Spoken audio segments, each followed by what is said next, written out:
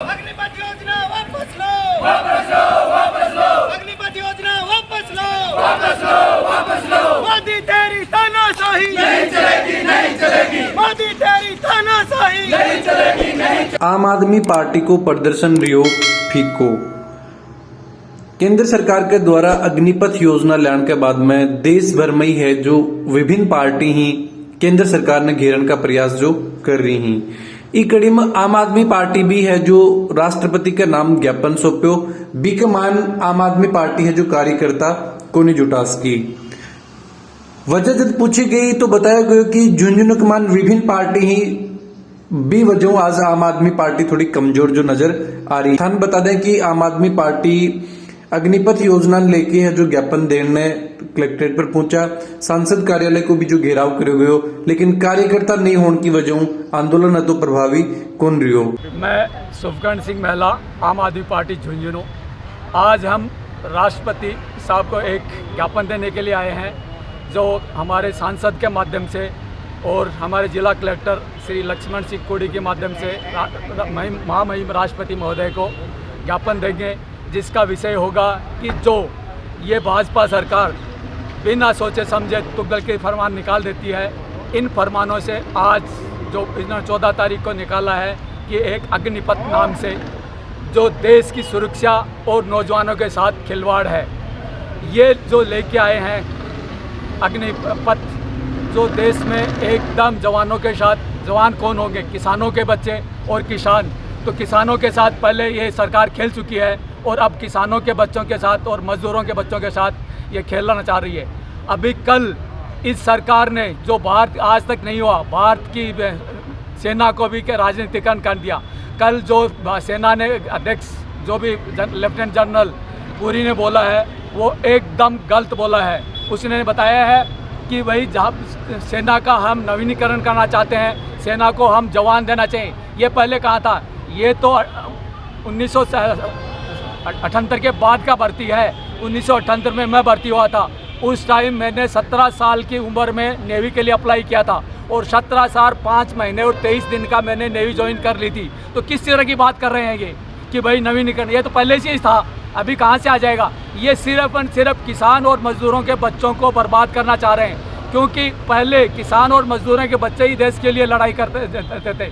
वही चाहते थे कि हम भाई अपने परिवार का ध्यान रखते हुए देश के लिए आज हम ज्ञापन देने के लिए आए हैं कि जो ये सरकार तुगलक की फरमान निकाला है कि ये जो मतलब अग्निपथ के नाम से जो कंप्लीटली देश के किसान और मजदूरों के बच्चों को बर्बाद करने वाला। कौन सी की समस्या थानी योजना में लाग रही है बिन लेके जो इतिहास प्रदर्शन कर रहे हो? सबसे बड़ी समस्या ये है कि इन्होंने जो देश की सुरक्षा के साथ खिलवाड़ कर रहे हैं कि 4 साल में कोई भी बंदा ट्रेंड नहीं हो सकता। दूसरा, उन्होंने 75% निकाल लेंगे। उन बंदों का भविष्य क्या होगा? ये जो आज बात कर रहे हैं कि 10% उसमें देंगे, 10% उसमें देंगे, अगर टोटल मिलाए सब जो PSOs दिए हैं उसमें अगर टोटल मिलाए तो 400 से 500 या 2000 से 3000 ये निकालेंगे। अगर 46,000 ये लेने की बात कर रहे हैं, निकालेंगे 35,500। 35,500 में से 3,000 लेंगे, फिर भी 31,000 बेरोजगार हो गए। इनका मेन उद्देश्य क्या है कि जनता के इनकम टैक्स के पैसे से ये एक ट्रेंड चौकीदार अपने पूंजीपति भाइयों को दें, ताकि ये अरे इनकी सोच आगे निकल गई। कल ही आपने सुना होगा कि ये विजय वर्गीय ने कहा है कि हम इनको सिक्योरिटी गार्ड दे देंगे बीजेपी कार्यालय में।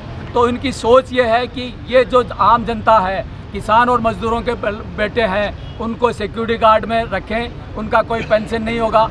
फौज में जवान क्यों जाना चाहता है? फौज में जवान इसलिए जाना चाहता है कि वो देश के लिए अपने प्राण निछावर कर सके। लेकिन ये उसको ये भी भविष्य रहे कि मेरे परिवार का देश की सरकार ध्यान रखेगी। इसमें 4 साल में कोई पेंशन नहीं है, कोई ऐसी स्कीम नहीं है कि उसका परिवार का भविष्य। सर, आम आदमी पार्टी देखा कि पंजाब में चुनाव जीत्यो, दिल्ली में जो मजबूत है, और भी के बाद में उम्मीद करी जा रही कि राजस्थान में भी है जो एक मजबूत कदम आपका जमा होगी। यह योजना लेके आई, देश भर में जब विरोध हो रहे, लेकिन आज देखा कि झुंझुनू कमान मात्र कुछ चंद संख्या में जो आम आदमी का कार्यकर्ता पहुंच पाया, इसके पीछे की वजह? बात ये चीज़ है कि भाई झुंझुनू एक पोलराइज जनता हुई है, कांग्रेस और बीजेपी। अभी हम कोशिश कर रहे हैं कि इस पोलराइजेशन से बाहर निकालें।